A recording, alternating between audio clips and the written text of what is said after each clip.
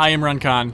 Howdy, Ben Hanson. Hi, we're at GDC. We're sorry for this crude setup, but this is remote video making, baby. You say crude, it looks really nice. Thank you so much. We're here to talk about the big Google keynote that happened at GDC this year. I was there in the room. You watched it a little bit after the fact. Yeah. But we're both at GDC, and you've been talking to a lot of developers about it to try and get a feel for it, because it is so fascinating to be in this environment and just to hear other developers hearing about it for the first time. Like, what? Google's doing what now? YouTube end screens? Stadia? What is this name? Like, watching them trying to wrap their minds around what could very well be the future of entertainment, which is an insane thing to say, but like, I left that entire keynote thinking like, yeah, this is the revolution.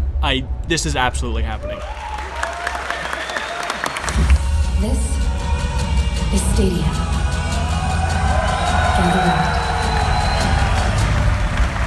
I mean, it's basically what all the rumors were saying, that it is a Google streaming platform. It's not a console in any way, but it's kind of where everyone is moving. Like, EA and Ubisoft have already talked about how they want to do this specific thing. But Google has the money, they've got everything they can do with it. Like, it is 100%, like, I don't know if I go future of entertainment, but, like, this is what people probably thought when Netflix first said, like, hey, we're going to go streaming now. And everyone was like, no one wants to do that. Everyone wants to watch their movies at home and all that. Yeah. And, like, this is Google saying, hey, what if you just played your video games on a screen, or like a streaming screen, and that's it?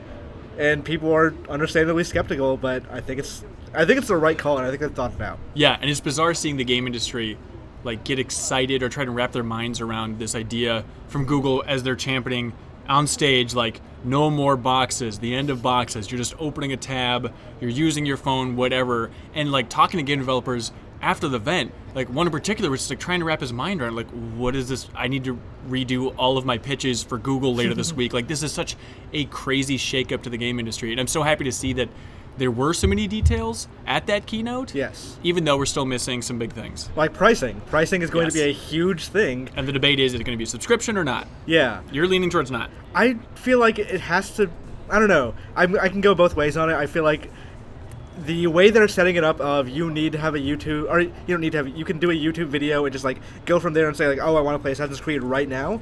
Yeah. Like that makes sense as a subscription model. Because it's the same thing of like a Netflix shows you a trailer and you can just go straight you don't want any gate to stop you from playing that game. You don't want to go from there to a store page to, oh, do I really want to spend $60 on this? Yeah. But who knows how they're going to do it. Maybe it's like an Amazon store thing of like, oh, it's just a tied to your account and you're paying for it the second you do it. Right. Other big things, I didn't expect to be hit so hard by their simple message of like, no more downloading, no more updating in general. Yes. And just that idea of processing, like, all right, I've been skeptical about streaming for a long time, but if my Wi-Fi or my internet at home can support this, not only is there the chance I never have to upgrade my PC again. And I love PC gaming, but it's like, I can handle a little compression. I can handle slight input lag. I mainly play single-player games to begin with. Right. But that idea of, you don't have to worry about updates for this game ever again. You will always just be ready to go in every instant. That sounds so incredible. That's when my own hype started building. And then the part that blew my mind was the state share stuff. Yes. What in God's name?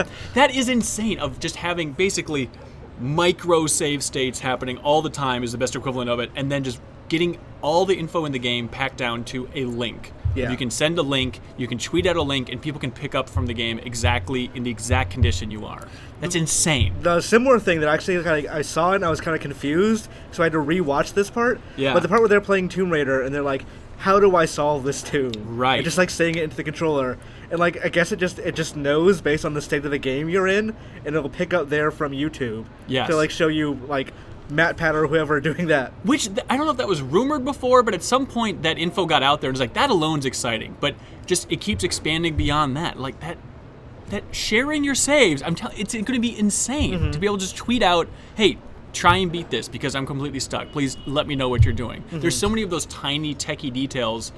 And otherwise, it was a pretty techie conference. Like the idea of like, Mr. Google getting out there in the beginning and then just saying, let me lead this entire revolution in gaming by saying, I don't care for games. Yeah, but here's that Phil was so Harrison. He weird. knows the difference between NPCs and RPGs. Where it's like, dude, you don't have to say that. No one's going to call you on that. Just say gaming's exciting. Here's Phil Harrison. I think I want to say that was just him going like, hey, investors, I may not care.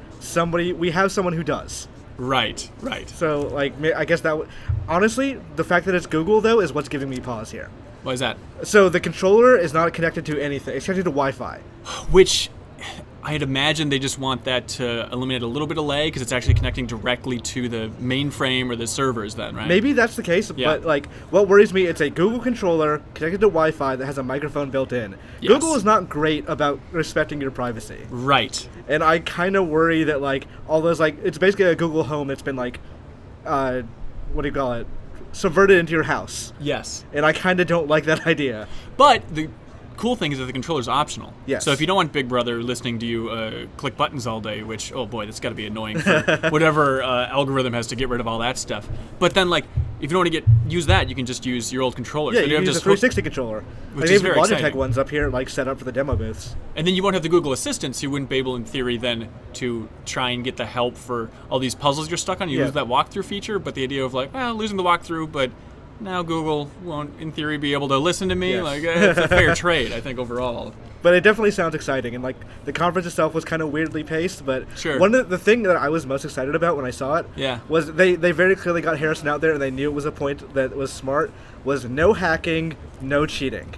Yes, they said it'll never connect to the public internet, which is like, that's such a weird phrasing. Like, not It means we have our own servers. We can do whatever the fuck we want. exactly. We have built our own internet Yes. at this point, and we don't need to touch the plebeian internet out there. Yes. We're Google, for Christ's sake. But imagine playing PUBG where no one has access to the local files for that game. right. And thus, you'll never have to worry about anyone aimbotting. If you die, it just means someone was better than you. Yes.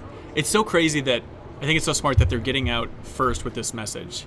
You know, because now at E3, if Microsoft talks about streaming, I think Google's in such a good place because everyone's going to be seen as like, well, this is close to what Google's doing, but probably not as good. Right. Because as Google emphasized again and again and again, no one has better connections. No one's connected the world better So through the that's the internet. thing. So this is us, baby. The only other competitors for this area would be Microsoft, who has the Azure servers, and Amazon, who has their own like Amazon Web Service stuff. Yeah. So they're the only ones I think that could match it. Right. And Microsoft supposedly their solution is like gonna have a local box as well, but we'll see how that goes. What they're actually doing. Yeah. But I think what Google showed today is where the industry is going to be going in the next 5-10 years. Absolutely. I had a weird moment where I was at a panel for Florence, and Shu was in there, Shuhei Yoshida from Sony. Yeah. And so as he was leaving, I very strategically met him at the door just to like talk to him very briefly and asked him like, hey, I saw you at the Google keynote this morning. What'd you think? And he says, oh, it's very interesting. And then I said, did it scare you at all? And he said, wow, his exact quote was, it'll take some time, right? Which is an interesting reaction of like, we have a clock ticking, but we have time, and Yeah. they will Like, need let's say some time. mid-generation PS5, perhaps. Right. It could be, yeah. You never know exactly what that means. But just that idea of like, Google is launching in 2019. I'm sure it'll have some hiccups. It'll be a while before the full revolution happens. Yes. But 2 years from now, what do you think the industry looks like with, oh, we haven't said it, Stadia? Oh yeah, one, that's a really bad name. The logo, I'm not crazy about. The name I could get used to. Although, like, when they started talking about, like, the history of play and all this highfalutin nonsense, and they're showing, like, old stadiums from ancient Rome, I was like, okay, all right, Google, buddy. But then with the name, it's like, okay, I guess It's like that the works. most SF, like, tech culture bro name, like, Yes. honestly. Yeah. And it's like, it's from the company that brought you, like, Gmail and Google Calendar. Like, Just call it G Games, though. yeah, why not? Like, Yeah. It's overthought a little bit. But anyways, 2 years from now, what's your expectation? I expect a lot of stuff that's going to be like this. Like, they say no boxes, but there's, like, it's you use the Chromecast and you connect it to a TV. Yeah. There's still going to be room for boxes. And, like, Microsoft's solution is supposedly, by rumor, a box that, like, minimizes input lag as well. Yeah. So, like, maybe that's what we're going to look at. I don't think Google, despite what they said today, is going to be completely averse to boxes in the future. Interesting. But I think this idea of you don't have to worry about what technology is going to do in the future. It's going to have to be, or everything will just be streaming an image to the, like, TV or the home user or whatever. Infrastructure is going to need to change a lot for that to work perfectly. Everywhere, yeah. Yeah. Because, like, I mean, we're here in San Francisco. The internet they say they're using is the Moscone internet, which is gigabit fiber. Okay. Which is All like, right. yeah, that's not going to be, like, that's not Kansas City. Like, Yes. Yes, that's very true. So who knows how it's going to work, like, in middle America. Oh, like developer reaction, I think is really interesting. Just like Yeah. talking to developers after, a lot of them are a little bit shook. Mm-hmm. Like it's a lot of confusion. The main thing is like, how are we making money off this? Like it sounds like an awesome future. There's a lot of interesting little techie details in there, but at the same time, like, are we going to get screwed? Is this going to be? Are we going to be Spotified out of existence here? I mean, think about it from a publisher perspective, is that this means no more used games, nothing like anyone will ever resell their games. They'll never Yeah. have to, like, depreciate in value. Like, you could sell Far Cry New. I saw that game for $20 today. You Yeah. could sell it for the full 40 for as long as you want, until you make the choice to change it. Right. It works out really well for them. But speaking of games, they didn't show much. They hinted a lot. It's confusing that they got out there like, here's a couple techie things we spent a couple weeks making. It's like, what? A couple weeks? Like, Yes. How long have you been planning this? Just get some decent little indie team to work on this for several months to get something a little more polished out there, just for a little taste. Because the stuff they're showing, was pretty rough. I just don't understand why they wouldn't put more thought into it at this So point. that's the weird thing. On the way in today, I talked to a developer friend of mine. I was like, hey, what do you think of the Google thing? And it said, oh, we were supposed to have a game at the show today, but we weren't told, games were pulled. So it was a pretty last-minute decision, you think? I don't know if it's last minute or they were just not told. Weird. But, well, it was weird, too, that, they set it up, and, I don't know if you saw the live stream at home, but, on the big screen, they had a bunch of kind of stylized icons. Yes. That were clearly different games, and it looked like Call of Duty, Skyrim. maybe Red Dead. It's cowboy stuff. It has to be Red Dead, zombies, obviously part of Call of Duty. Yeah. Then, Friday the 13th, they had a bunch of, EA-type stuff, with sports. Yeah. And it's it seems like they're hinting for that, and then to not say anything at all, but they said, hey, we'll come back with more news in the summer. Which so maybe, to me says E3. Right, so then E3, maybe they'll focus on games, but it's weird to tease games in such an abstract way and maybe, pull it out and not reference specific things. Other than hey, it was awesome seeing Dylan Cuthbert. It's just fun to see which developers are going up on stage to talk about this. No, it's not Dylan Cuthbert talking about this Google tech, but he goes up there and announces Q Games, it's their biggest game ever. They're working with this right now. That Tequila Works segment where they're talking about the frame thing. Yes. I had to rewatch that because that was so weird. Yes. I literally didn't understand the technology they were talking about for a long time. Right. It just seems like you can apply art styles over things without changing the renderer. Yes. Well, just for when you have a gray box, you can just quickly take an eyedropper, set it on any piece of art. Starry Night was their example, right? Yeah. And then the entire world would be decorated like that. Pac-Man was another one that got a good reaction from the crowd. Yeah. But it happens on the user end and not necessarily in the engine. No, it's not on the user end. I think it's just for prototyping and stuff to stylize looks. But I talked to an art director, a well-known art director at GDC here. That's laughable, right? This is a little thing. He's like, no, I think that's super cool. Not that you're gonna ship it with that, but just for trying out different wacky styles. That's awesome. It's one thing that'll make development easier for developers, and that's something they need to Google is trying to work with developers to make development easier. Yeah. And that is their main advantage. Right. That and lots of money. But Yes. they can say, hey, you're working with a console box that has advantages and disadvantages, and you may know how it works right now, but there's always going to be overhead issues or just something's going to break, it's not going to work.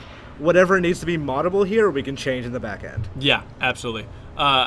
Also, they hit on YouTube and YouTube creators a lot in there. I do think that is absolutely gigantic. Having that stuff in the end screen, Yes. play this thing now, roping in all those people viewing games into potentially buying games just at the snap of a finger, that is huge. Yes. That is so gigantic. I feel like that is not being talked about enough just for how much that instant conversion is going to lead to more sales. Yeah, the amount of times I've been watching a video on YouTube and oh, this game looks super cool. We played a certain an indie game the other day. Yeah. I'd seen videos of before. Hey, look, it's Randy Pitchford. Hey, Randy Pitchford.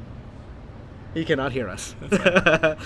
But I saw the videos of that game before, and I was like, oh, I so want to just check out this game. If I saw that today and that game was on sale and just I just press one button and start playing it, that would be fantastic. Yes, absolutely. It's crazy. I'm feeling red hot on Stadia. I don't know if it was just the energy in the room that convinced me. I hope people online maybe have a more reasoned take. Let us know what you think in the comments. But on the lower end of the spectrum, or in the middle of the spectrum, was cautiously optimistic. We have Andy McNamara and Matt Bertz. This is their gut reaction. We caught theirs as well. So this is what they think of it. Andy, we're at GDC. Gut reactions to Google's big keynote. I thought it was, big news. I knew that, we all knew that they were going to come out with a streaming service of some kind, that the controller being at the center of what they're doing. I think the real challenge for them is not can they stream games at high resolutions and do use the data center as the console to do new kind of powerful, you know what I mean? You don't have to worry about what the GPU is in your PC necessarily.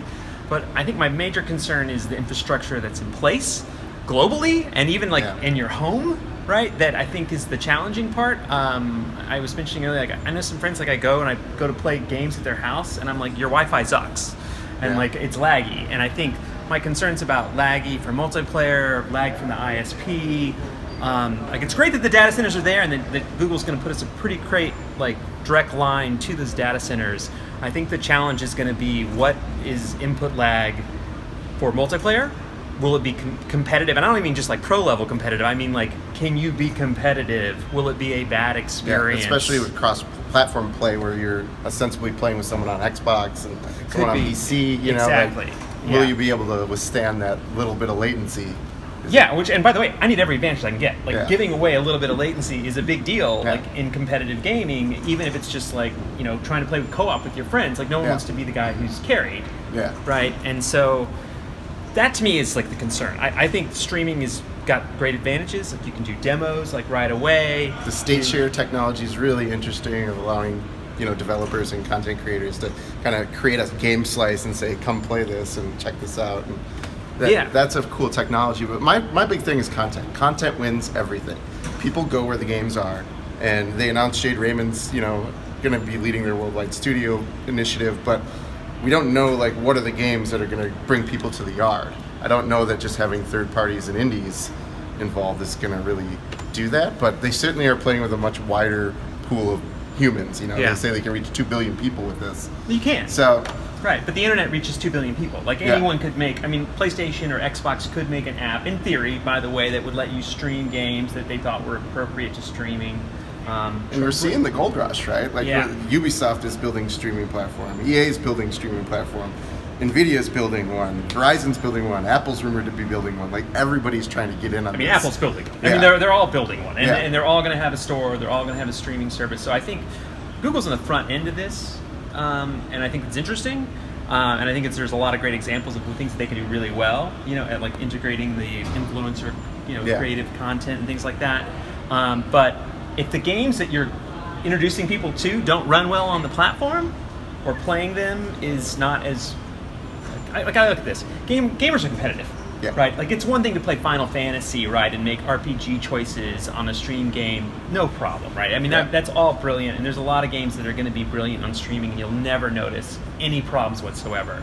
But there's the other, like, most successful games around, you know what I mean, that are all that are all competitive, that all rely on lag, that all rely... People are spending tons of money to get the best mice, the best keyboards, you know, the best PCs, the best graphics cards to be competitive in this space. And that's, like I said, not just pros. These are just gamers, right? And that gamer mentality of trying to get every advantage you have, are you just giving it away when your gaming platform is streaming? Well, you can certainly argue that the pool that they're going after, I think all of these things are going to coexist for a while, you know, and we're going to kind of see where the land shakes out. Maybe it doesn't ever appeal to the competitive people, but the 2 billion people opens up enough doors to, like, get other people to play games where there isn't that upfront cost. Agreed. And that certainly will just help the industry as a whole. But until we have, maybe it's 5G, maybe it's something, but I feel like for the people that maybe it reaches that wouldn't spend money, like spend $300 on a console, probably don't have the internet to support some of the streaming challenges that you have there, right? So I think there's a little bit of chicken and egg problem, that, like, it reaches a bunch of new people, but there's a bunch of new people that have the technology, like, even their first launch is like UK, Canada, North America, right? You know what I mean? So it's like, obviously there's a lot of challenges outside of that core area, and, you know, I think it could be great. There's going to be a lot of great moments for it, but I mean, I think there are definitely challenges as far as that stuff goes. Yeah. The way they're talking about it, like, hey, this is a game changer. This is a revolution. Do you buy that at all? In the back of your mind, like, this could be a complete game changer? Or do you think, like, it's just an experiment and we'll see how it goes? Try and predict it. 2 years from now, will this be a game changer? Well, I mean, I think everything influences the future and where we go, right? I mean, I think streaming, I mean, I could go back to OnLive. I mean, when I first got the first demo for OnLive or anything like that, you're like, this is pretty influential and it's going to change things. But I mean, I can't remember the time off the top of my head, but I mean, like, it took a long time to get to this point, and I don't know that this is the stake in the ground where, like, we say this is when streaming takes over. I have a hard time saying that is perhaps that moment, because I just don't know enough yet.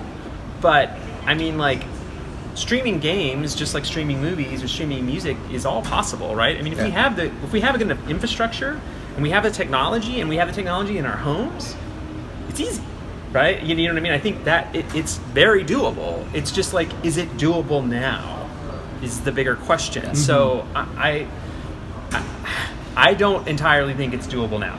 You know, I think there are some challenges there. Now that said, I think there's a bunch of people that can play games, play demos, and see things on YouTube, and like engage a lot more gamers that maybe wouldn't see content or play content, that maybe gets them to go play it or even buy it on a different platform if they don't use Stadia. So like, will this increase the reach of games and gaming, improve it? I think yes, right? You know what I mean? So like, and that's a positive, and that's a net positive for everybody involved. But I mean, like, if I were to, someone to ask me, like, is today, it's like PlayStation dead, is Xbox dead, is Nintendo, you know, like, absolutely not, right? It's just there's a brand loyalty there that's really hard to shake. You know, Nintendo people love Nintendo because of the content that they play there, and you know, PlayStation's built a formidable first-party lineup that you're only going to get there.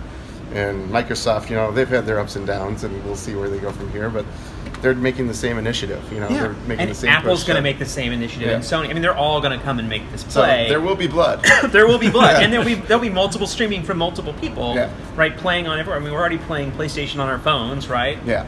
It's not new to be able to have a multi-screen experience or multi-screen access. It's going to be how good that experience is. Yeah. And then making the games that appeal to people that maybe cater to that access. Right? I mean, that's the secret to, like, you know, Jade's studio that she wants to do with Google is that, like, they need to make games that are great streaming games, right? Mm-hmm. And I think there'll be developers that are doing that all over the place. And we were talking to some in the lobby afterwards that were like, I have an idea.